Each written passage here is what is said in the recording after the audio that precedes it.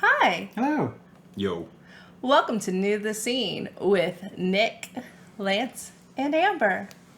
This week we're reviewing Andor, the latest Disney Plus Star Wars show currently out. It just aired its season finale, and boy, do we have some things to say about it. Oh, wait. Andor what? Andor. If and or what? No, Cassian Andor. You know, like one of the characters from Rogue One. He's dead.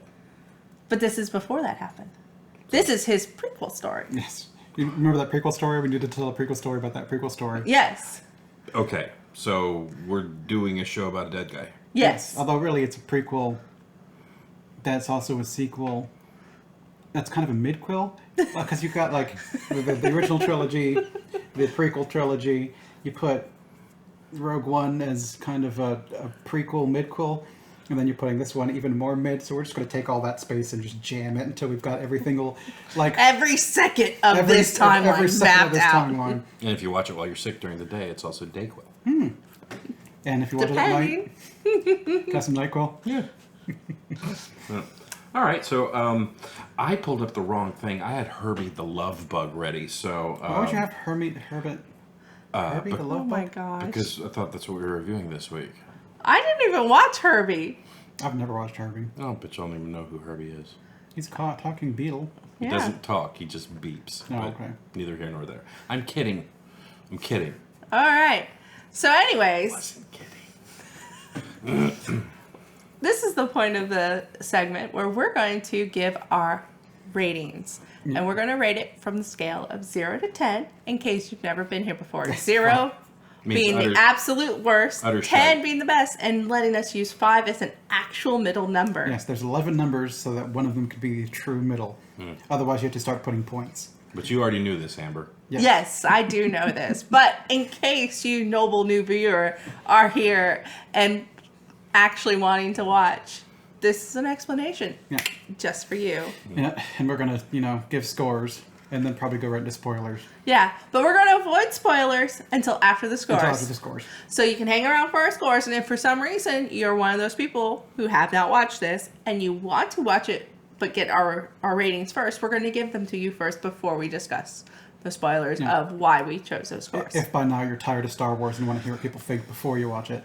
Yes. Yeah, B2EMO kills R2D2. Oh my god. Oh, no. Spoilers. All right. So, Nick, Yep. what did you think of Andor? So, while there's some episodes I like less and some I like more, I think for a season average, I'd give it like a 7.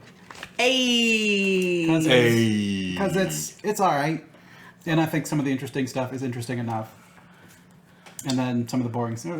It ranged between 6s and 7 or 6s and 8s for me, with a few being 7s. I could see that. Yeah, I think the beginning was weak. The finale was okay. The stuff in the near middle, like I said, like 9, 10, and 11, or maybe the 3 prior to that. 8, 9, and 10. 8, 9, and 10. Those were really interesting. 8, 9, and 10 were the big Were really episodes. interesting. Yeah.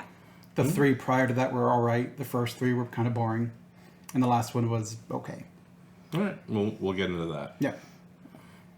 All right. Well, I actually am going to go next. Oh. So, Well, hey, you said I was going next. sure. All right. Yeah, but I had that ready. So, if this was a review of the first half of Andor, it would probably get a really low score for me. We're talking like 4. I was not a fan of this show until we got to about 6 and 7, and then it started to finally click for me. And I really liked the tail end of the episodes. Again, 8, 9, and 10 being top notch. But because of how weak I found the first episodes and how much I just felt uninvested, I think I could only give the show a 7. I rounded up. I as well. I was like 7-ish, but maybe high. I'll round up to an 8. I need to just round. I need to truncate, not round for Amber. No, it's I thought about it and I was like, some of those end episodes were really great, but I'm like, I had told you I was really struggling with the first half of the season. Yeah. So I was just like, So This would be a Hey Lance. What would you give it? What would you give Andor? Well, much like you both, if it was going off of the first 3 episodes, I was like, the show is fucking boring. Even like even some of the action scenes in the first couple of episodes, I was like, this does nothing for the episode for me. And then we hit, I'd say around episode 4, and I was kind of like, interesting. And it's funny because with each episode after that, my excitement for the show got higher and higher. Mm-hmm. All the way throughout, or did it eventually honestly, peter? it ramped up every single episode. Because like every single episode, I was like, that's great. And then the next episode, I was like, wow, that's really great. And then by the end of the show, I was like, all right. I would give Andor, if the first 3 episodes weren't boring as fuck, I'd probably give it an 8. But because of that, I have to reduce 1, so I'm going to give it a 7. Oh, sorry. I rounded up for you. Hey! Because I think about Lance might like it, then I round it up. Because Lance likes stuff. I really thought when he was just picking it up, I was like, oh, I think it's going to be an 8. Now I think it's going to be 8, but I was like, no, I think he's going to give it a 7. That's what I originally thought, because, I do watch the episodes with Lance, so I kind of get a cheating view of kind of how he might be leaning. I'll have to keep that in mind for future reviews. No. Just watch it stone-faced. Oh, no, he can't watch anything stone-faced. Yeah, I watched the episode, and then when like certain parts happen that I really like, and I'm like, and then by the end of the episode, I stand up, look at Amber, and go, "Good night to you, madam." I just walk off to the bathroom. Then I hear weeping. All right, so shall we get into the meat of the series and actually start talking about plot points? Beat it. Hey, I've seen the episodes. Oh, then you could stay. If you have not seen Andor at this point and you want to watch it, I think it's. There are some people out there saying it is the best Star Wars that has ever been. And there are some people who are saying it's the worst. It's the worst.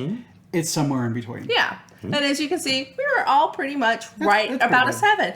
We acknowledged that there were some episodes that did not engage us personally, and some that were great.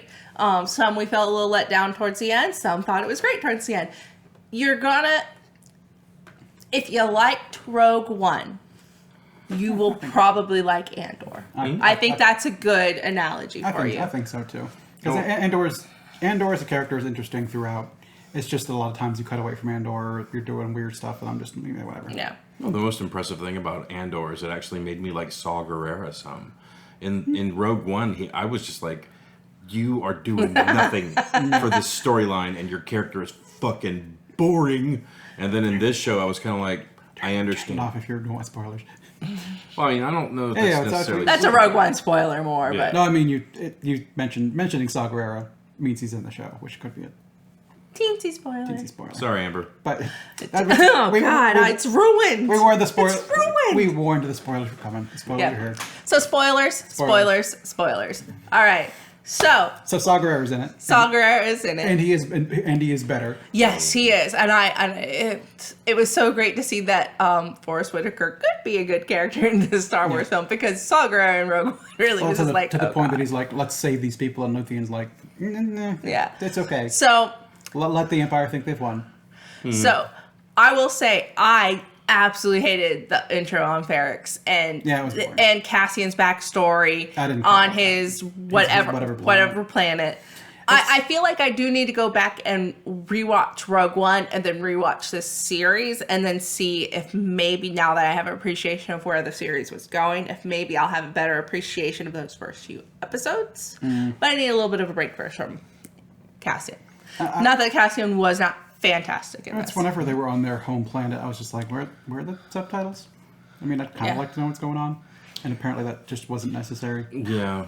Well, I mean, that might be something they bring back around, because they do the whole storyline of, I want to find my sister. Yeah. I want to find my sister. And then by like the middle of the show, they're like, who? Whatever. Yeah, the whole sister thing got dropped. So, and it was just kind of a catalyst to get him off planet and got him in trouble with the guards or whatever. Yeah, and I know. And so he met Petunia too. So yeah, Aunt Petunia, Marva. No, I mean for that one, yeah. I mean the when him looking for a sister was the storyline that that launched him getting in trouble and then forced him to and have then to forcing him leave to- Ferrex. Yeah, but I mean, I have a feeling like some of the translations probably later on down the line, they'll be like, well, they were talking about this, and this was a clue. She said something that he's like, oh, maybe I'll check this out. But honestly, I honestly don't think they're going to go back to the sister no, plot. I think that I'm not storyline really- is gone. But it's just, it was weird. It was weird putting it in there just other than to show that he's from the slums. Well, I Or- mean, he wasn't even from the slums. He was He's- basically a backwater Yeah. world that had been basically strip mined for the sake of the Empire. I mean, that was, and I think the Empire was culling the people who lived there, so they, because it more seemed natives, more natives that can't stop the an occupying force. So, but yeah, just showing that with even like with the Ewoks or whatever, it's just another group of indigenous people. That yeah, that but the Empire it doesn't seemed care like about. early on Ferrex, it seemed like the fact that he was from that planet was also a bad thing. So I feel like something must have happened on that planet beyond just that ship I'm sure crashing there. some sort of industrial accident or the Empire going there and just blanketing the planet or something silly like that. honestly, I'd forgotten about that part of the storyline until you just mentioned it. Yeah, because it's whatever. I mean, they don't really. It's in those first few episodes that, like I said, I was uninvested. Because for like, so you have the Ferrex. So the show's set up with Ferrex with the flashbacks to his actual home world, then the heist, then the prison, and then the funeral. That's kind of like the four or five segments, and I didn't get invested until basically the tail end of the heist. I was not, because even through all of the heist, I wasn't attached to any single character. I was it's I knew that Cassian will kill anybody because we saw he has that in Rogue One. And I'm just like, I know where he's going, so I'm not super invested in him, and I know he has super thick plot armor. So it's just like, he's kind of going to be like, okay. He might go through some terrible things, but he's going to be okay. But the little heist arc was just kind of like, I already figured that most of these characters are not important. They're expendable. So whatever. I don't care about these characters. But it's like they're going to be one of the first times potentially that we'll actually see some spy shit Yeah. in Star Wars, and I was kind of looking forward to that. And they did a little bit of it. The heist had some spy shit to it. So I'm like, all right. Not as much as maybe I was hoping, but it was fine. The best spy so far in this entire thing is, and I don't know the actresses or the character's name, but it's the girl who was staking out Marva's house. She's the best spy, bar none. So her name was Cinta Kaz, Cinta, that's right. and the actress's name is Verada. Yeah, I know who you Sidhu. mean, but it's like whatever. Yeah. It's like even Mon Mothma's storyline was interesting, but I don't give a shit really. Yeah. So I will say this. Well, first off, I want to say this. They got way better at naming characters in Star Wars. Okay, You mean instead Mon of Mothma? Droopy McCool and stuff like that. So Cassian Andor, cool name. Cyril Karn, cool name. Luthien Rail, cool name. Mm-hmm. It's not like George Lucas looked around and went, window frame doorknob. Like, So what was that? Sil Karn? yes. Maybe it's cooler, but fucking whatever. Droopy McCool. I will remember that name for the rest of my life. Yeah, because at some point you went, what's his fucking name? Droopy what? Droopy McCool. Yeah, and you know what? It's memorable. I'm not going to remember Sil Karn. Probably come tomorrow. Or probably come the end of this fucking video. Well, honestly, I don't even think the people that knew his character would remember him. His character was so unremarkable in the show. Well, I think Other than the fact that he's a tight ass. the only thing I think I noticed was his last name is Karn, and the actor's name is Kyle. So he's Kyle Karn. He's almost Kyle Katarn. The only thing I remember about Karn is he had the hots for Deirdre. Yeah, he was a And they're going to have some sharp-nosed kids. I know shit. Like both have like these wonderfully pointy noses and very sharp features when you get their profile. I'm like, damn, their kids are going to be like, Lucifer, did you wash your hands for the glory of the Empire? Yes, Mama. Now, practice more of your British accent. We want people to know we're evil just on sight. Yes, Mama. Rightio. I don't know. chip, chip, cheerio. Sorry. It's more the chimney sweep. But that was the first thing I noticed. The naming has gotten way better. The other thing that I thought was interesting about the show was I really appreciate a show that doesn't go, hey, we're doing some spy shit. Like the part with Mon Mothma when she's leaving the party and she's accusing the guy about the gambling and everything like that. That was good. Like I liked a lot. I liked that they didn't have to say anything until like later on the show where one dude was like her driver's like, yeah, this is what I heard her say. And he's like, oh, that explains the money. Yeah, but like I think I knew immediately that's what that was about. Yeah, that was obviously what that was about. She was throwing her husband under the bus. Yeah. Well, see, she didn't really like him. Well, I It was didn't. great. I didn't pick up on that. I picked up. Matter of fact, I paused it right before that, before the and scene. she said, "I know." She said, "I know what's going on," and I did. I said nothing when she said that because I was like, "Okay, well, obviously there's something at play here," and like she's like, "Well, that's what I'm worried about. You know, who you got the money from and everything like that." And I was like, "Okay, well, apparently he's lying to her because he's kind of a dick." And then when that scene was over, Amber goes, "I think she's fucking over her husband because she suspects the driver is an Imperial." And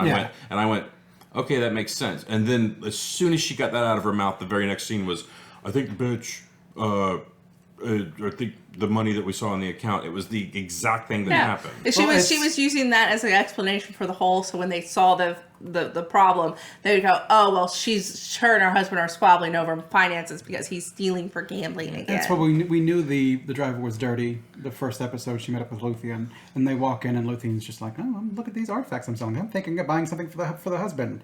And the assistant kind of took the driver and was like showing him random ass shit to busy him while he took her in the back, said the spy shit, and that kind of came back out. So like she said, I suspect he's Imperial. Yeah. It's like, what is it with the spies always going, hey, person that just came in, what were they talking about? And people are just like, I instantly don't like you. You know, like it's the spies are never like sitting close and like listening to the conversation. They were in this show, but like there was that one dude who walked in like earlier in the season where it was like, hey, that person that came in here, what were they talking about? And whoever was in the shop was just like, I don't know what you're talking about. You know, like spies always seem to like, they're never so good at their job where they're in a place to eavesdrop. Now in this show they were, but the one dude who had Kaz, I believe her name was, Cinta. That dude was horseshit as being. Oh, the ISB guy who. Yeah, I mean the obvious Imperial spy that was also watching Marva's house from across the. Yeah, and she had him pegged immediately, and he never once. She even like the most obvious thing she said was she was new here, and that should have given him pause for like, well, what's going on here? But he didn't even think anything about it because they pointed out in the prison arc that the Imperials don't really think anything of the people around them. And they totally had the scene with Andor was like, I don't like you. He doesn't like you either. In the beginning of the show, the two dudes that just like he walked into the bar and he's like, "Hey, I'm looking for my sister," and they're just like, "Hey, can we get some service?" And the girl turns around, she's like, "I literally took my attention off you for 3 seconds. Did you calm the fuck down? We're Imperial officers. Who gives a shit?" I don't even think they were Imperial officers. They were corporate officers. They were basically CSEC. They were from that company. Oh. The company that I think the Empire was like, we're going to hire you. You take care of this. Yeah. Sector. Renting ops. Yeah. And when they couldn't do it, they're like, we'll fucking do it then. Yeah.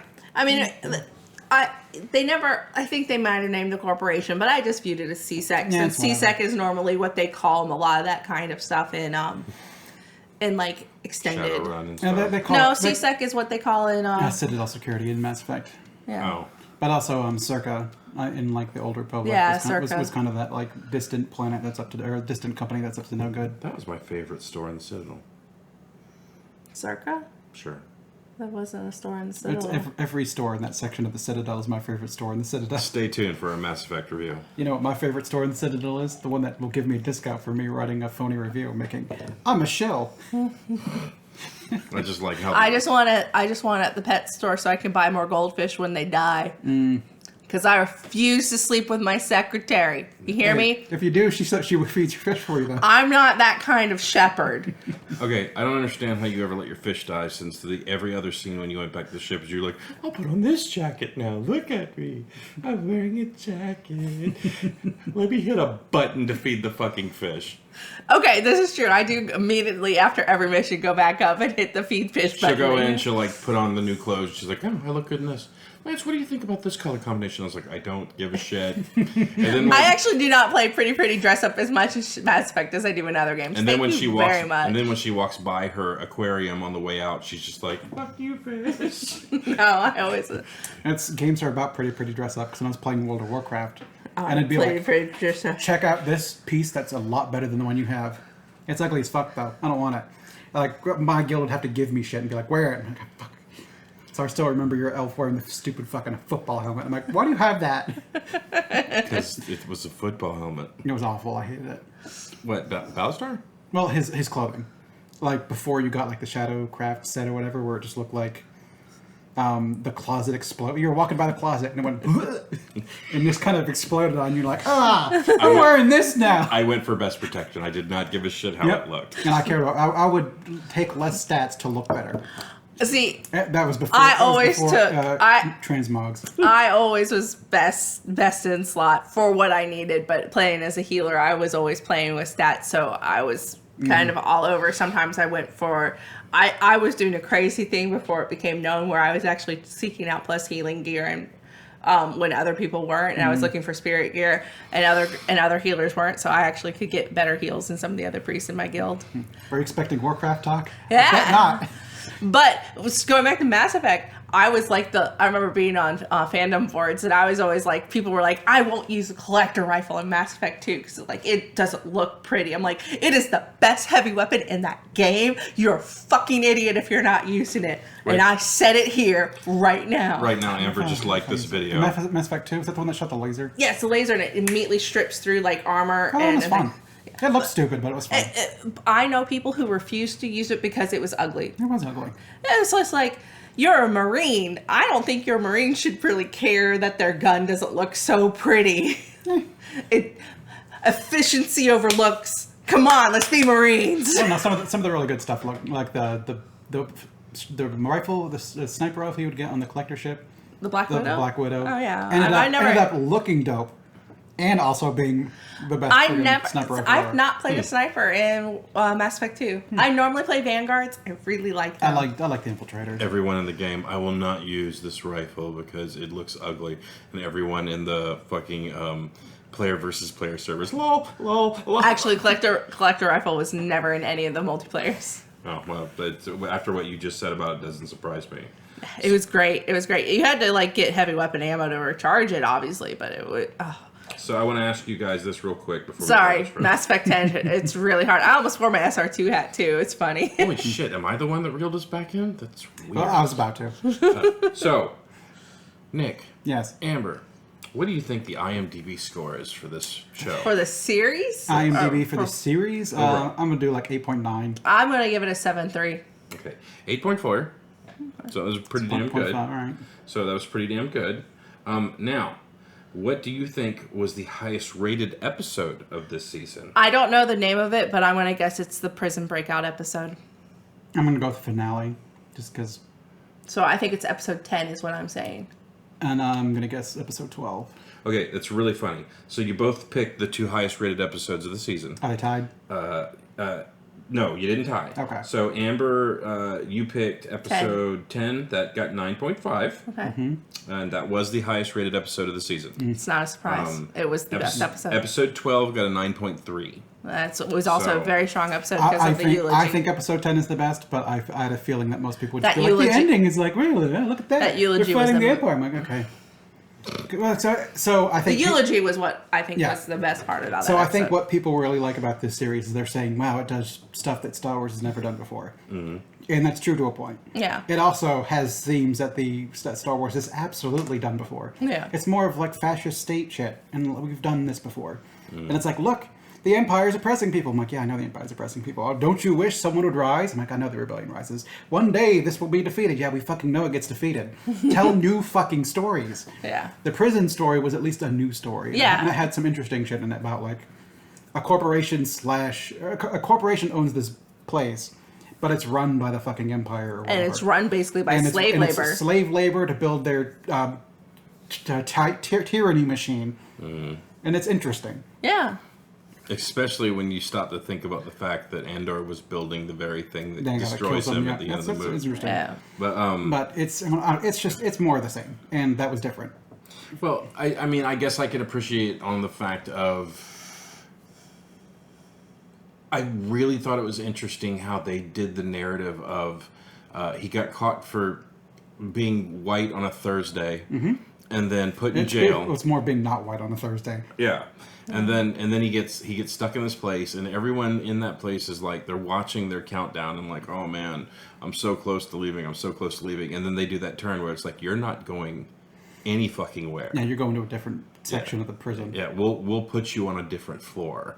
Or actually, it wouldn't make any sense to have a guy be like, Danny Glover being like, I'm 1 day from retirement, and then like all of a sudden he shows up on like deck 6, and he's like, So is it that they were being shuffled around the same prison, or that they'd be shuffling around to different prisons? I think they'd send him to like the like. So I thought one guy recognized him from a different thing and recognized that, like, oh, that guy got out, and I was supposed to be getting out, or something like that. What was it? Floor 2? Was that the one that had the? Yeah, one of the levels got purged because someone recognized someone. Yeah, and I can't remember the exact details, but I can't remember if they just. I can't remember if it was shuffled around. I think he got put back in the exact same prison ecosystem, because I think the buildings themselves are one ecosystem, and then when they first took him to the prison, you saw there was multiple buildings. So I think they only shot the one, and I think they shuffled them to other ones, maybe. So I think the places, or they were just in the same complex but a different. The place is section of the designed like a complex. spoke, and each, because like when the guys were communicating across the bridges and like the sign language or whatever, you could always tell that there was never a spoke that was straight across. It was either up or down. So, and then they said it was 100 people per floor. Was it 50-night shift, 50-day shift, or what? pretty much, Well, roughly. I think it was 48 worked each one, and they had one shift leader, or 49 and one shift leader, maybe. That doesn't matter. Because then it would be 7 of 7, because I think there were 7 teams with 7 men, and then there was one shift leader, so 50. 7 teams, 7 men, 7 floors. Which the math doesn't add up at that, because at the end when Andy Serkis is doing the speech, he said there were 5,000 men. 5,000 prisoners against like 100 guards.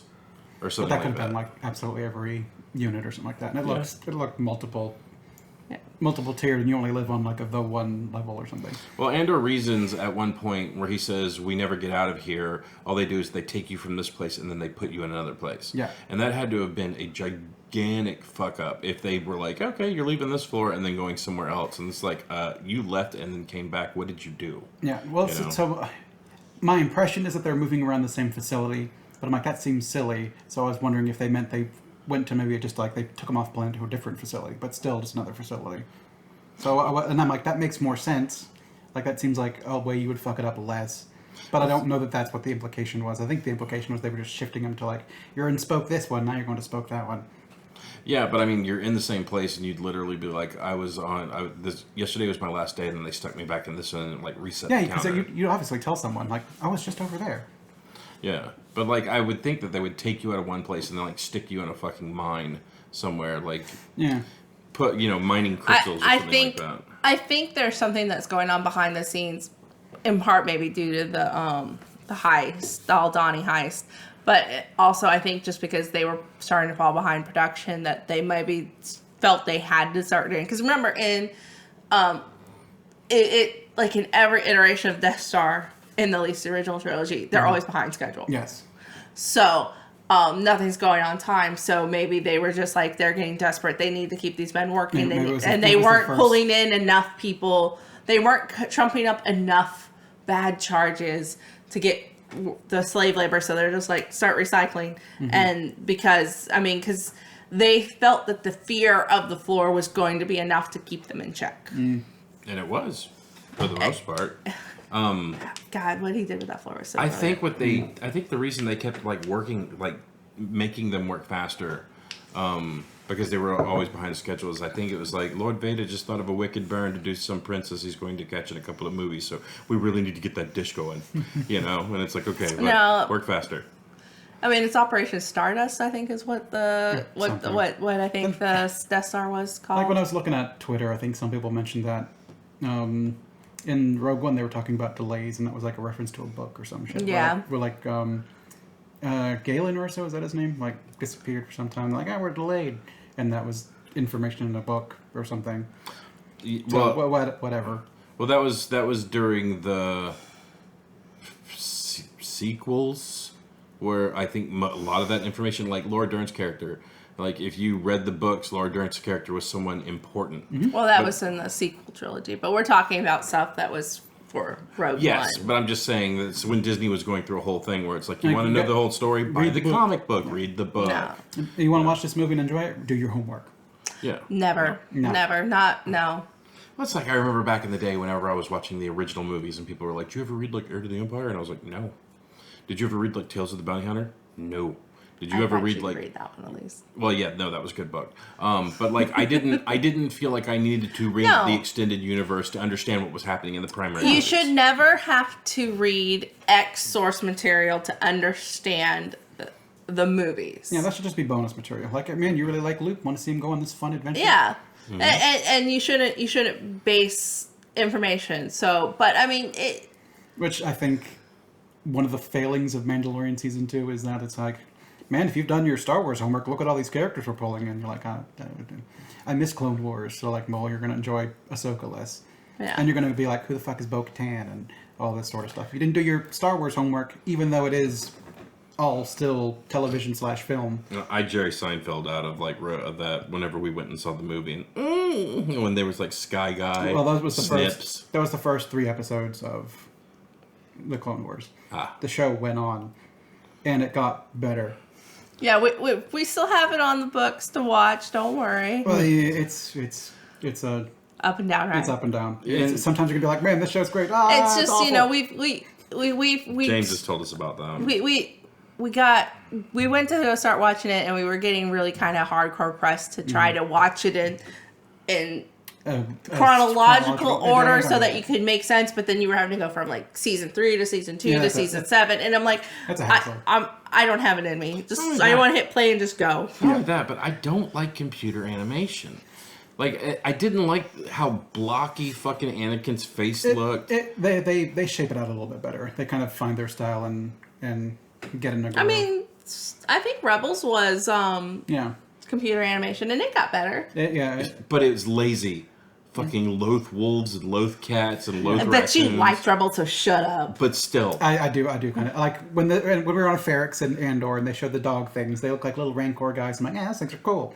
It's not just a fucking dog that's called a loath wolf. That's just a big fucking wolf and it can teleport or some shit. Like, And had stop, telepathy. stop. It's like, where did you even get the word wolf from? Yeah, I visited Earth a long, long time ago. but I think it might not entirely be his fault because I think one of the clone troopers had a picture of a wolf. And then he took him like, oh, if there's a wolf company. And explain like loath cats. They at least don't look exactly like cats. Another stormtrooper walked up behind that guy with a little kitty on his mask, and they were like, Well, it's at least, it fills the niche of a cat. It does not look exactly like a cat.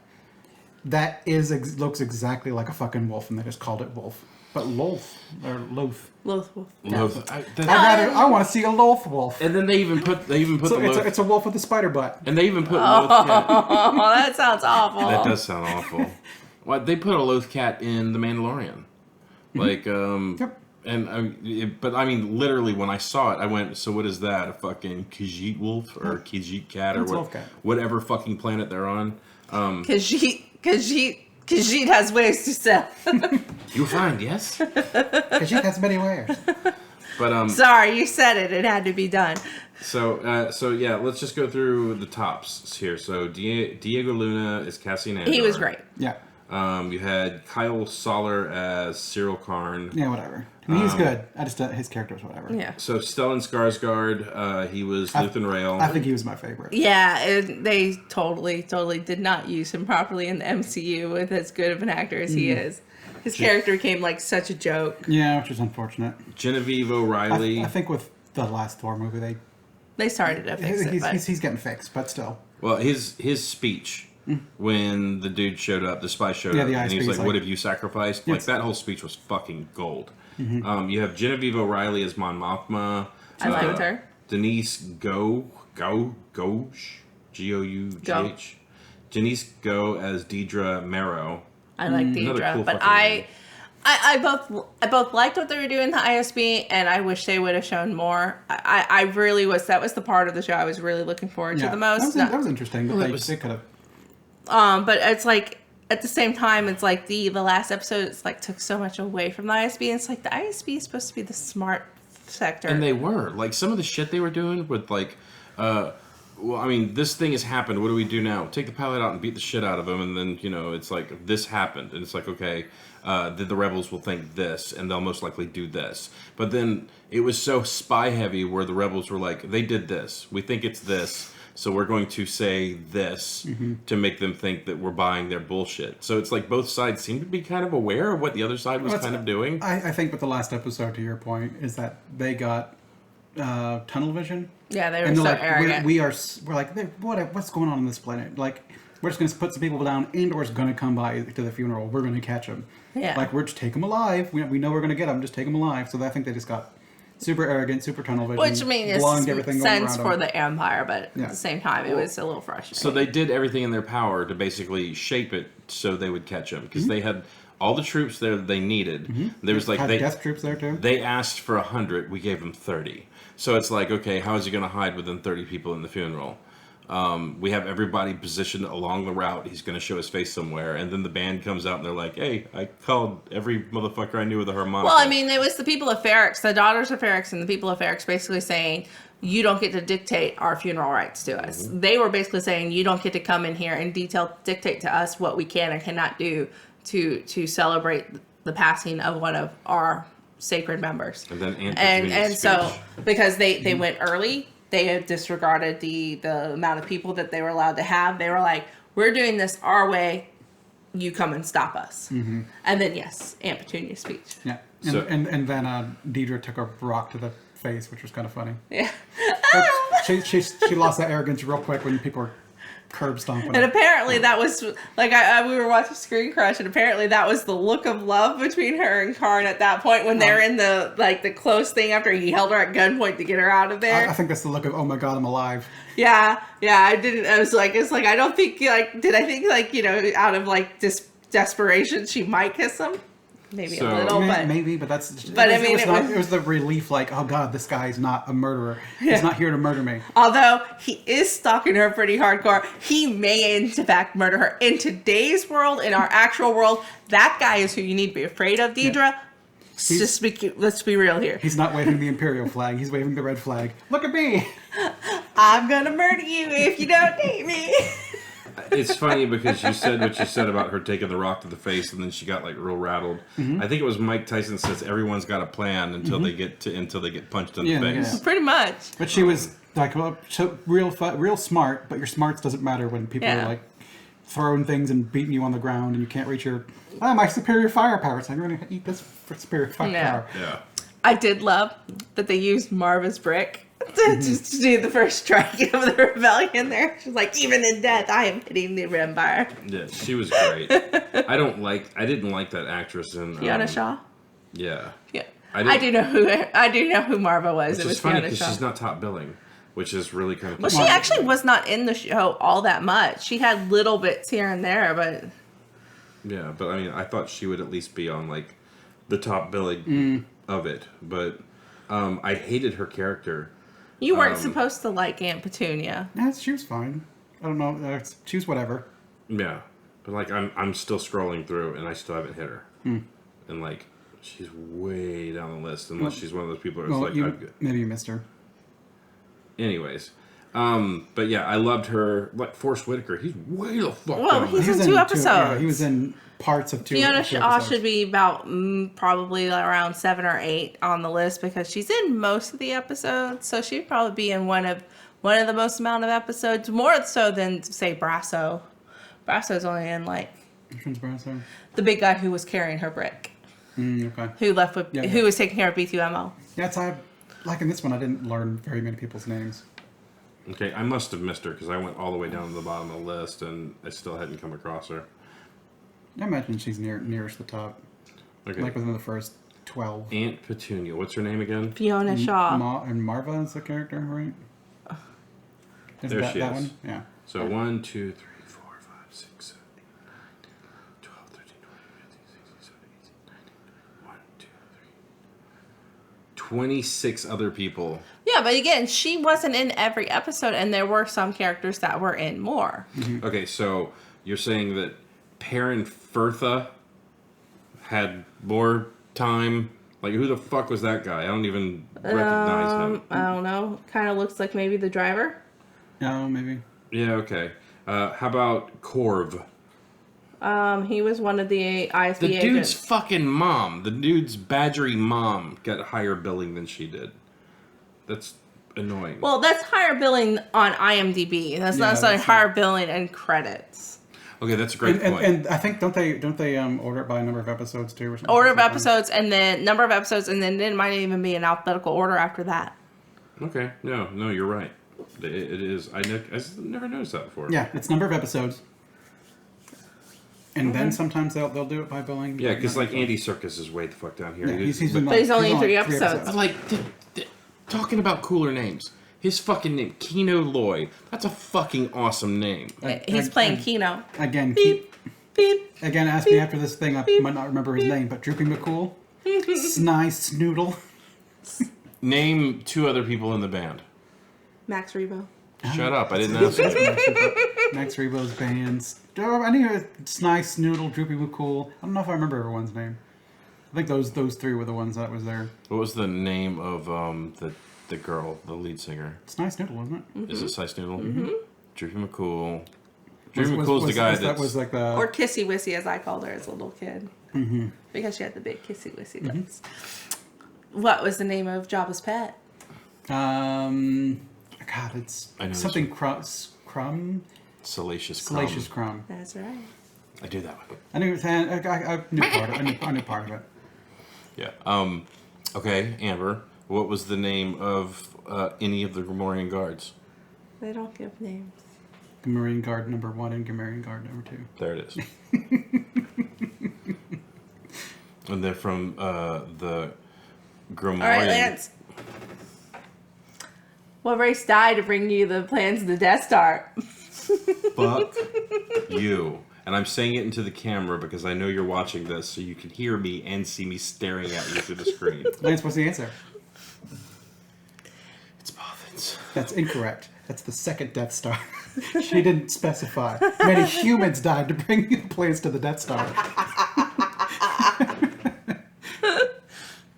So then you didn't win. No, in that one, it's in that specified. question, in the question, it specifically said what race did Mon Mothma say died to bring them the plans of the Death Star and Return of the Jedi? It specified. It's specified. She didn't specify. She was vague. I was vague, so he was getting you on a pedantic. So to anybody else that I was. would watch this I'm video, actually. to get eat it. Anybody else that watched this, other than people that were there for that game, is we were playing Star Wars Trivial Pursuit. It was me. To it bring was us Nick. information. It was Amber. It was Joe, and I think Tim was there Tim was there as well. And we're all doing pretty well. Amber takes an early lead, of course. Well, it's the entire game. Draw a card. Amber is saying many Bothans died to bring us. Yes. I would That's the to game. preface my answer. I went. Many Bothans died to bring me this information, almost for every answer, because I was being a smart ass. So she gets way out ahead, and now she's dancing around the middle trying to get the last tile. I made a really good comeback, and I think Nick made a really good comeback, and now we're heading towards the center, and Amber finally lands in the middle, and I'm just a couple of spaces away, and I was, I'm so close. And then I pick up the fucking thing, I check the color, because I think you could even call the color. I got to choose. You get to choose the color when you're in the center. I think if you land on the center, you get to pick which. Well, color you have to go to the center to Well, win. you have to land on the center, and once you're there, don't you have to answer the question? Yeah. Because you have to roll the right number. Because if you're three away from the center and you roll a 4, you have to go to the center and then one of the Yeah. things. So I went to the center. So you went to the center, got to pick your color. I got to pick my color, and I had to answer the question. If I did, I won. The fucking question was what died. To bring Mon Mothma the information. It was the fucking thing she'd been saying, and I swear to God, when I read that, I literally read it. You took up the card and you're like, you gotta be fucking kidding Well, me. I looked at the card and I said, you gotta be fucking kidding me. And then I showed Joe the card, and I remember Joe read it and went, heh. And then I pulled the card back and I read you another question off the card. And you were like, oh, I don't know that one. And I was like, yeah. And then I was like, I felt guilty, and I was like, okay, I just wanted to say that. Just read that. Here's the actual real question. Mon Mothma said, "What race?" And she started cackling like a fucking witch. It was horrible. It was a horrible experience.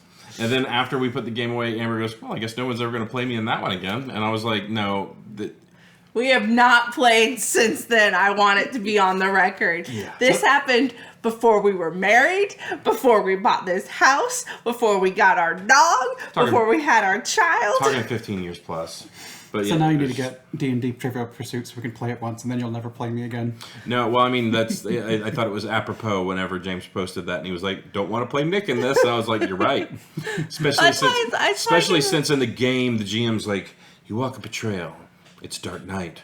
Leaves blow across the thing. You hear something go in the background, and Nick's like, "That sounds like a boglin." It's like he literally made a random noise. No. The ghoul house was the best We were one. walking down the road. There was like an old abandoned house over there, and everyone's like, "We could rest in the house." And I'm like, my character was like, "I don't want to go over there. There's ghouls in that house." And the GM that ran the game went. No, he didn't do anything. He did not. He kept his straight face. We went to the house. We're searching around. We went to the backyard, and eventually, like a line of ghouls came out. My character was like, "I knew it." And Shane went, "I hate you, Nick." It's good on Shane for just keeping it, because I think it made it funnier. And then there was another instance where something was tracking us in one of the mines. It was the thing that It was like we were across a chasm, and like something was looking at us with a big eye. I'm like, that's probably a Nothic. That might have been James when we were in Out of the Abyss. No, it was in Shane's game. He was using that dungeon. I think is in Storm Kings, or is it in Prince of Apocalypse? No, it's in the one we always dodged. Mines of Fendelver. Okay. that dungeon is like one of the Mines of Fendelver's dungeons, because it's got that little gap and like two pillars and the Nothics in that room. But I like Nothics. I know Nothics. I had minis of them, and they could look at you and know your secrets. But yeah, it just some of those things, just the way they line up, it was ridiculous. When I read that question, my heart dropped. Because I thought I was actually going to beat you in a Star Wars game, and I was so fucking happy. And then, like, 4 spaces away, and then you get the fucking thing that you'd been parroting the entire... I'll tell you this. If we ever play it again, and you're like, Red 5 standing by the entire game, and then it's like, oh, what was Luke's call sign? And fucking, I'll jump off that fucking balcony. But anyways. So, yeah, I really thought the show was great. It's good. Is it the best Star Wars that's ever the best thing to happen to Star Wars since Disney? I'd say it's probably one of the most... Maybe since Disney. I liked it. Maybe some of the better Disney Star Wars. As far as Disney goes, it's near the top. Yeah. It's not the best. Well, okay, so to say something that you said in a past video, when you said that there's not a plan for any of this stuff, like they made the first movie for the trilogy, there was no plan. Sure, and then in the original one, he went back to try and seal up some stuff, which was okay at best. And then in the sequels, it was just seemed to be an outline of a plan in the first movie. The second movie, the director went, fuck all that, I'm doing whatever I want to. And in the last movie, it was a guy sweeping together the first 2 movies going, there's got to be a script here somewhere. I think the first movie, have you ever seen the people balancing plates? The first movie was a man balancing 3 plates. It's like, what? I'm balancing 2 plates. The second movie was the plates going... And then the third movie was... Oh, shit! My plates! Well, see, I saw it different. I saw the first movie as a guy balancing plates. The second movie being a guy going, I don't want to do plates anymore, and they're all shattering. And then the last movie is the guy who bought the plates coming in with super glue going, they're fine. Look at this plate, look! I can rebuild them. But, I mean, it's the best Star Wars, I'd say it's probably one of the best thought out. Like, it's as far as, like, every strand you had from episode 4 or episode 1 through whatever, I feel like somebody sat down, looked at everything and went, there are all these open storylines that we could do. So, like, what can we do to the lead up of the construction of the Death Star? Okay, well, you know, we have, how did Mon Mothma get here? You know, like, I think you had something when you spotted that one dude who came to Skarsgård with the information. He looks like one of the guys who's in at least Rogue One. I haven't watched it in a while. Yeah. But I the mean- guy who is the ISB Yeah. agent who he's basically like, He sacrificed you're his father." more worthwhile than 50 soldiers. Yeah, but like I think you were onto something when you said that, and not only that, but it's like whoever's doing it now, which I still think it's Filoni and I don't think Filoni has anything to do with this. Not with the story. It was someone else. Right. It was the guy who did Rogue One, I think, was also in charge of this. Well, this film, there's still or this series. there's a lot of love and attention there, which I appreciate because there's still. I don't know. Is it the best Star Wars I've ever seen? No, no. Is it the most well thought out in like? Is it someone who's passionate about Star Wars and is paying attention to the past scripts? Definitely. Like that, I would say definitely. To something that you said a couple of weeks ago, we already know how the story ends. Yeah. So it's like, That detracts from me. yeah, and I personally, he has to teach plot armor. I personally don't like Cassian. I mean, if you're going to go to war with someone, naturally you're going to have people doing terrible shit on both sides to get. See, that's actually why I like Cassian. As much as Luke was my favorite character in the original trilogy, one of the problems as an adult that I have with the representation of the rebellion, and also to an extent in the Empire, is it's very clear-cut.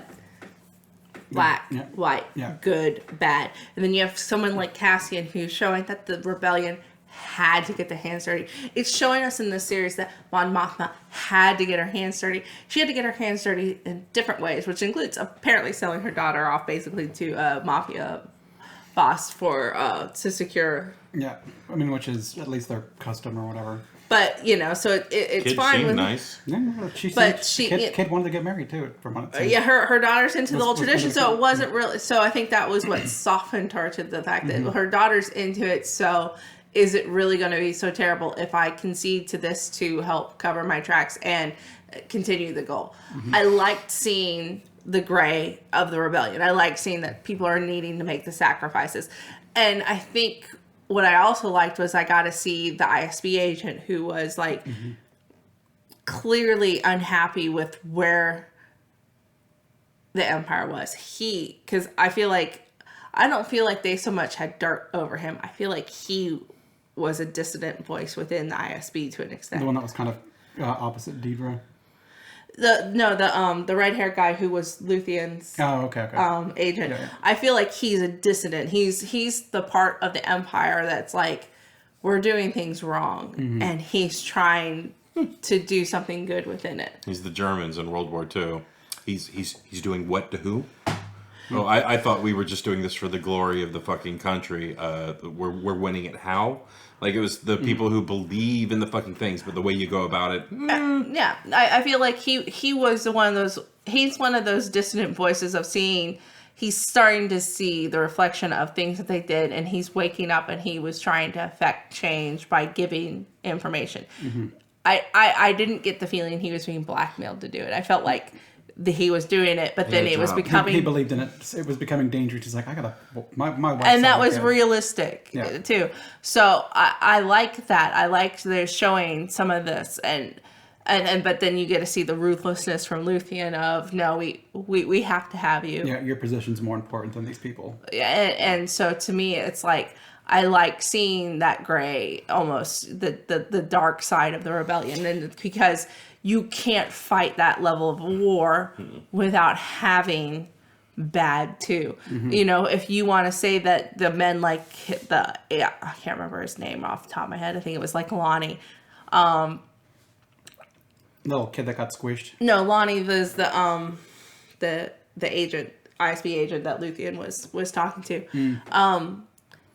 If you want to say he's the good within the Empire, showing that there are good people within the Empire, you have to have bad within the rebellion. And I'm not saying Mon Mothma is bad, but she's the leader. She had to know the bad things going on, and she had to maybe do some not so great things. Yeah, you've got to money launder a little bit because your finances are being watched.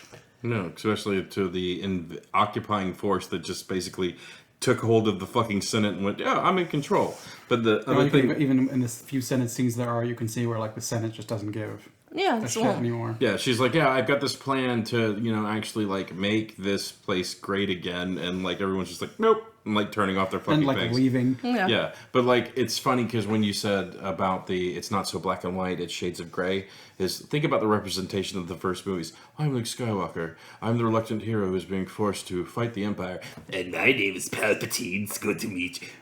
Wait, what did that kid say about me? It's like the movies were skewed young. Yeah. So you got the good guys are good, the bad guys are bad. Yeah. And it was super obvious. Yeah, I mean, yeah. It's what's good and what's bad. What brings the dark side? Being greedy, trying to do things too quick, and it's not like. In future things, they try to make it maybe a little bit more subtle because I mean, Anakin falling was supposed to be a bit more like. You can love people, but you can't be like understand that they're going to die, and he's just trying to hold on to that. Mm-hmm. So attachment is what brings dark side, not love. Because a lot of people say to say oh, the Jedi weren't getting down back in the day. There was no rule that you can't have sex as a Jedi. You can't form attachments. It's not even that you can't have friends. It's just you got to understand that when it's their time to go. Yeah. Don't try to hold on to that shit. Obi-Wan, and they brought like tweaks of gray, but for the most part, it was still black and white. Obi-Wan, you did a really good job today. Thanks, Qui-Gon. I really love you. Whoa there, champ. I'm not your father figure. I'm just your teacher. Oh, okay, of course, sir. I'm not your father figure. I'm just a striking figure. I has a sad. But yeah. And then through like Rogue One was the first time they really started showing like, man, some of this shit's bad. Favorite scene was that he opened up with Andor and he just murders a fellow rebel agent in the street because he's like, I can't climb that. I can't leave you behind. And I feel like now that we've watched the show Andor, you see he probably got that from Luthien. It's like, well, he had that before because the second they finished the heist and Gun's like, man, there's like 20 million in there. We can 10 million for you, 10 million for me. First I'm like, is he like testing Andor? I'm like, no, he's serious. I said the same thing. I was like, it's a test. Mm-hmm. And then he just like basically shoots the guy in the face and was like, I hope it wasn't a test. And he just kind of jumped the gun on that. But because I mean, that still could be a possibility. He could have been testing. I have a feeling he wasn't. No, I feel like that guy was he had the prison tats, so I think he was an actual criminal. Yeah, just another guy along for the death thing to get. Now, somebody that I wish we had gotten to see more of from the heist. I really like the former stormtrooper that was with them. Yeah, I feel like he's one of the only ones we don't know what happened to. I don't remember seeing. No, he did get shot. I think. Oh no, I know who it was. It was the guy who was actually on the inside on Aldhani, who was actually working with them that we didn't know, who was lead officer. I think he took a shot in the crossfire. I don't remember seeing what happened to him. I just remember like he was the one like. That's one of the reasons I need to go back and watch it because there was a lot of going on, and then they realized he was the turncoat. Yeah, so which I guess is a good thing for the show is I will watch this one again. I feel like a rewatch will be. It's not going to be now, but sometime in the future when I'm thinking like when season 2 is ready to come out, I'm like, I'll watch. I say that you should probably rewatch Rogue One is because apparently the guy he left the prison with is also in Rogue One. So I kind of want to. I've seen screenshots that he was there on the planet with them. But I vaguely remember him. He wasn't obviously two. There's 2 people that we've seen from Rogue One in that show. Mm-hmm. The kid who built the bomb. Was he one of the guy that was trying to plug in the? I believe so. Okay. He looked. Willman? I think so. Yeah. Okay. So I think and because I think he was leaving on the shuttle at the end of the. Actually, I think we've seen 3 because I am ascribing to the theory that B2 Emo is going to be K2SO. I think he's going to turn into K2SO. I think they're going to upload his databanks into one of those Imperial because there's a lot of the cadence of the way he spoke is very similar. B2s and K2s were very similar. Not only that, but like K2SO was also he was always kind of a stick in the mud in that movie too, where it was like they were like, maybe we can get away with this, and it's like, oh, we'll all die, and he's like, nope, don't say stuff like that. Let's keep the fucking. And he was very attached to Andor. Mm-hmm. There was a huge attachment, and it's not to say that Andor, who obviously had an affection for droids to a degree, couldn't have formed a second close relationship with another droid. But it just feels like they're building B2MO into Maybe. something. Yeah, Okay. I just want to point out that emo is in this robot's name. Yeah, the B2 So- emo. So just saying. Just stop being too emo. Be some emo, not too emo. Man, you be too emo sometimes. I love that droid though. I really did. He was fun. He made me feel bad for He him was every time he was he was emo. He was he a, was very emo, and I was like, I feel so he was bad a for kicked that dog. robot. Yeah, it's like when the last finale, whatever, when he's like, oh, barely got to see you, Andor. Well, it's not only that, but when Andor comes back and he's like, Andor, and he perks right up and goes running straight in. It was like, it's a fucking dog. This thing is a dog. It's a dog that can tell you how sad it is that you leave during the day. But like, so the other thing. I wish you wouldn't leave during the day. I love you. So the other thing I want to ask is, like, in most Star Wars, looking at the robot, you can figure out their function. What is this thing's function? Is he a jack? I think he's a data bank. Is he? Because, like, I can't figure out his design. Like, you can see a somewhat practical application to most of the robots in Star Wars. But, like, him, I can't figure out his function. Like, I don't know what he does. We know that he might be something that you have on the ship that drives from place to place to kind of like plug into the computer or something He's like the that. perfect serving droid. Think about how flat his head is. I mean, he kind of looks astromech-ish. yeah, well, the Whereas fact, astromechs just kind of like go around your ship and like do shit. He might have attachment that he's missing because he always looked kind of scavenged to me. well, those things on the inside, like the parts on the inside of the outside red parts, like in this last episode, I believe they were like cycling and circling in some places. I mean, he So- also had a holo projector on his head. Maybe he's your cell phone. Like there's a call, like if you're on a gigantic ship or something like that, maybe he's your mobile. He was a communications droid to a certain degree because he was always the one monitoring for communicate. Like he always picked up Andor's frequency before Andor was in sight normally. You might have someone down in the hangar bay or something like that, and it's like, hey, go get me. He's not near the holo. You go get him. So he'd drive up and just kind of project your image to be like, this person's looking for you. I mean, I just happened to think about that the other day because it was like, you know, you look at a mouse droid, it moves data from one place to the other. It moves information. It's kind of a, you know, you look at a Gonk droid, it's a fucking generator. Yeah. you know? They also use mouse droids, I think, for like, follow the mouse droid. Yeah, escorts or whatever. Yeah. But I was just looking at him. I was like, what the fuck does he do? And the fact that he goes up and down like a fucking squeeze box. I was like, is he a jack? Like, does he get up underneath stuff and be like, there you go, Andor. You can grab your porn from behind the shelf now. It's like, oh, thanks. Jeez. Well, they used R2D2 as a shelf on the barge. They just attached a little shelf to him. Yeah, he had the little thing on top of him. That's true. That's true. They added the tray attachment. What do you think of the torture device? It was funny. It's probably not supposed to be funny, but it was funny. Mainly because of the memes that came out of it. You just put the thing on and just play whatever. Like the one I showed you guys where they put the thing on. It's like the worst sound that you'll ever hear, and then it just started to rain. I don't want a lot for Christmas. Yeah. That'd make me scream too. And then she screams. It was interesting. I like that they showed that kind of stuff. I like that they showed it. How ruthless the Empire I was. liked how they showed it, but they left it to you to determine what it really sounded like, and then because it played into the best way to do horror is to let you feed the image or the sound. And showing torture without it actually being like, it's not like, well, I'm going to pull out your fingernails. It's kind of like it's all psychological where you get to imagine it. And then apparently it worked really well because She was broken. And the lead up to that was fucking horrible. Yeah, we went and extinguished this fucking race of people on this planet, and then we just happened to catch some of them huddling underneath this thing, and here's the sound the children make as they're fucking, dying. Apparently when you murder this race, their death cries are so awful. Yeah, and he even adds in, these are children, and it's like these children death cries. Apparently, they actually did consider putting the sound in, and then they were told that don't put it in. It actually, and I think that worked better because sure it would have been horrific to listen to, but it was more horrifying just to see her reaction and have the silence. I'll tell you what was in my because mind. that's what. Because then at that point you're in the role of the Empire. It puts you. You're the observing from the Imperial role, not being you're in the Burks or Bricks. I'll tell you what the sound was you're in to the me. power position. I'll tell you what the sound was to me. Peter Griffin going, making narwhal I sounds. thought it was going to be the most annoying sound in the world from Dumb and Dumber. No. That's the one we made the joke at so many times at work. But yeah, I always imagined it was like whale sounds, like super sad whale sounds.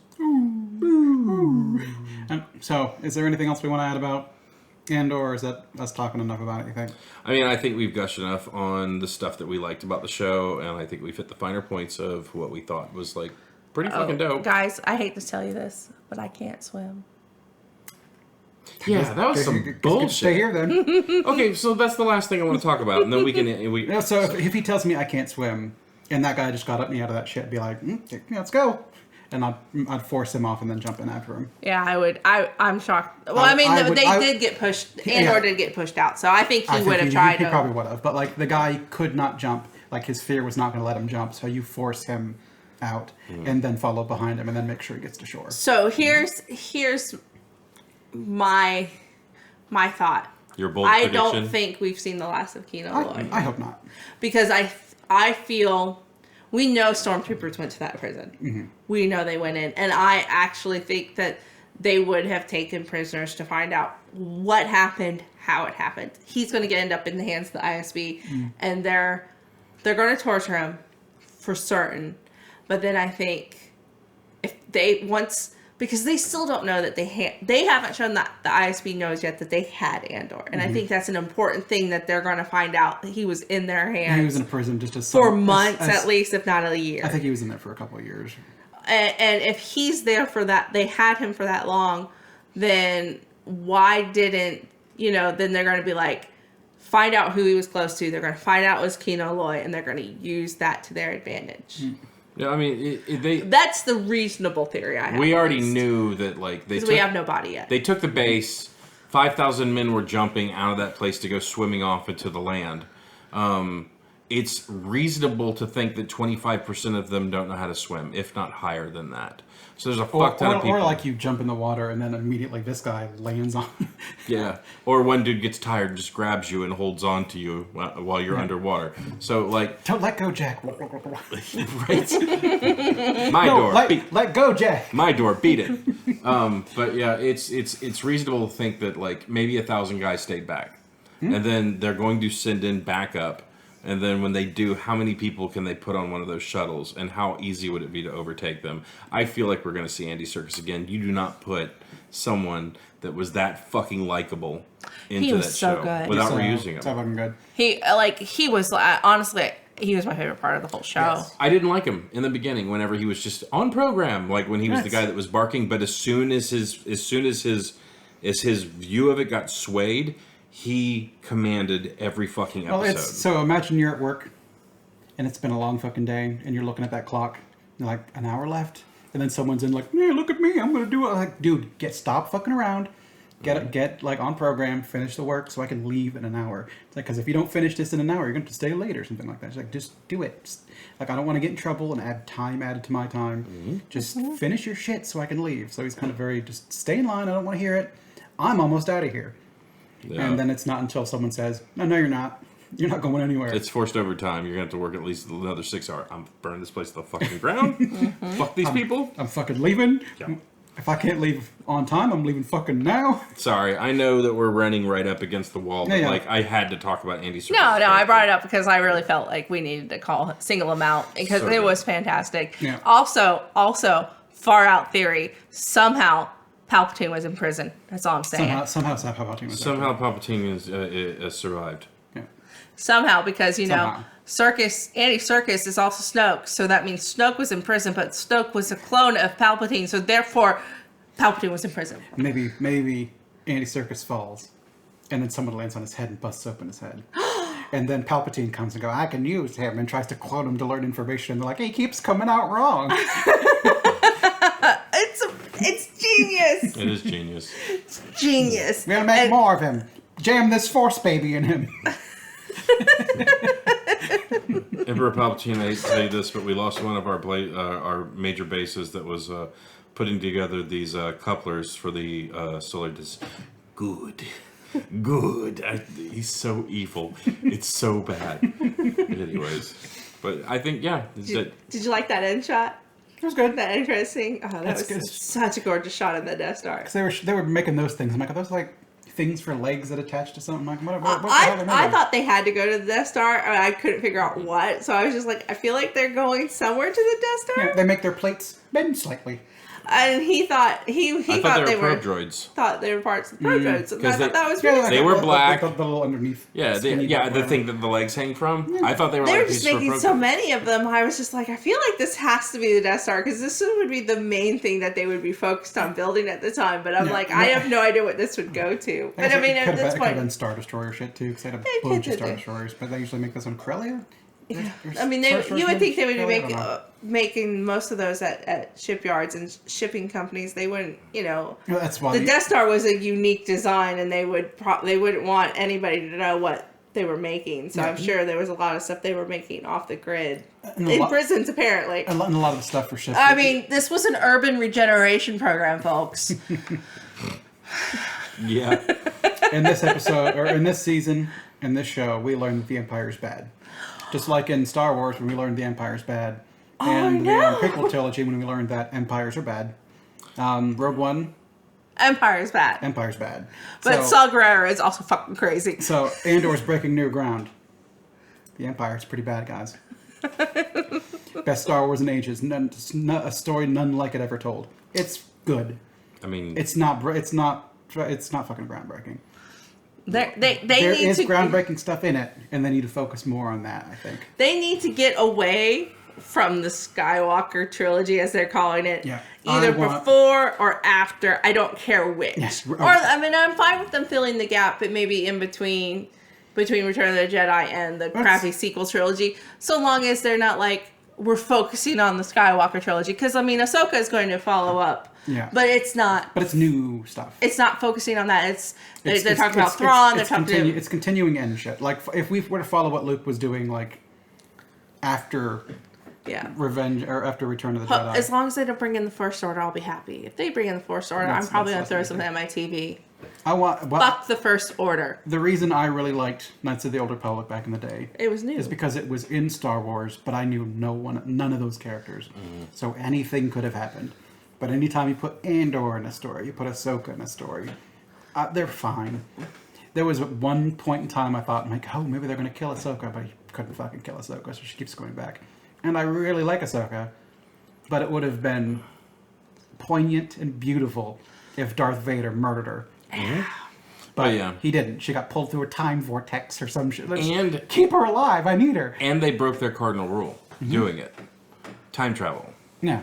So, like, Rebel spoilers. Well, I mean, still, but, like, it's kind of like, I think David Filoni's a brilliant person. But I like some of the stuff. He can't kill his baby. Yeah, but it's not only that, it's just he couldn't write himself out of that corner. You literally have control of the narrative, what you want characters to do. Fuck, you could make a dude that, like, literally comes in and just be like, I have a piece of technology that, like, literally will tell you what happened 7 seconds in front of you. That would change, like, what happened with her. But no, it was, I got snatched by a person from a different show to pull me into a time fucking bus stop so I can get spit out on the other side of a different time. So, To be fair, it wasn't a different show, because she showed up as Fulcrum. Yeah. All that happened on Rebels. I thought Fulcrum was the dude. Fulcrum became... Fulcrum is that position. She left that position because she died, so a new Fulcrum was put into that position. Yeah, and that's when we find out it's the... God, I love his character. Caius? I don't remember. Caltus? I don't remember his name. Callus? He was Agent Callus. Callus sounds right. The one that I was like... Buzzy. Yeah, the one that him and Zeb had the rivalry for. But he was a great great character. He was good. But Rebels had a lot of great characters, But to be clear, her character did die in the face-off with Vader. But she should have. But they didn't show it. But she got pulled into the time arc. Yes. Because I remember having the in-between place where they're walking around. That was after the Loth Wolves. Let's just be clear. The Loth in Wolves the Loth fucking cavern, it was. It was a place on Loth. Loth. Loth. It was the new center of the universe. That's Rebels. We can start. Join us on our Rebels review, and then even after Tim, don't go back in time and don't listen to any of that because we really do want you to watch Rebels still. Maybe when we finish Gargoyles, we'll go over Rebels or Clone Wars or something like that. And hopefully by then we'll be halfway through fucking the cartoon that everyone tells us we need to be watching. Clone Wars? Yeah, Clone Wars. Alright. Like I've tried starting it over and over again, and I cannot get into it. It's hard. I made Jack watch. I didn't make Jack. I put the Clone Wars movie on for Jack, and it was not as bad as memory told me it was. That's the best I can say about it. There's parts of it that are bad, but it's not. It's not as bad as memory serves from that movie theater experience. Because I am bringing up the question, I am going to ask Amber and Nick to take turns in naming Star Wars characters. The first one to hang up. You know what? Actually, I'll throw my name in the hat too. It's an hour 15. Yeah, well, it's okay. This will be pretty quick because I know I'm going to fuck it up like right off the rip. So we'll take turns just basically saying a character's name, and the first person that stalls out, sucks. All right, so I'll start. Cad Bane. Luke Skywalker. Darth Revan. Obi-Wan Kenobi. Qui-Gon Jinn. Darth Malak. Darth Sidious. Darth Maul. Darth Bane. Darth Bane? Yeah. Is that a character? Mm-hmm. Really? Okay. Well. He instigated the rule too. No. I guess I lose. Darth Plagueis the Wise. Ooh, I was going to do that one. Karif Onasi?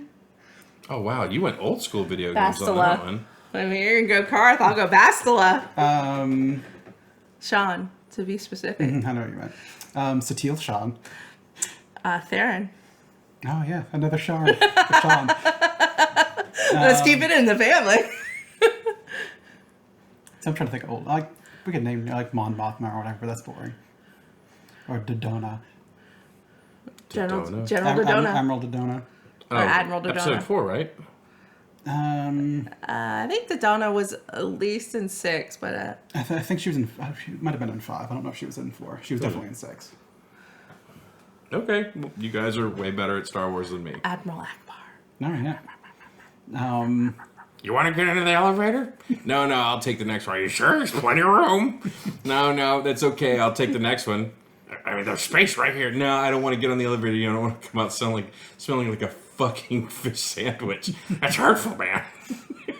That was one of the best. Kid Fisto. That was one of the best fucking That one was skits. for you, Tim. No, yeah. That was one of the best skits on Robot Chicken.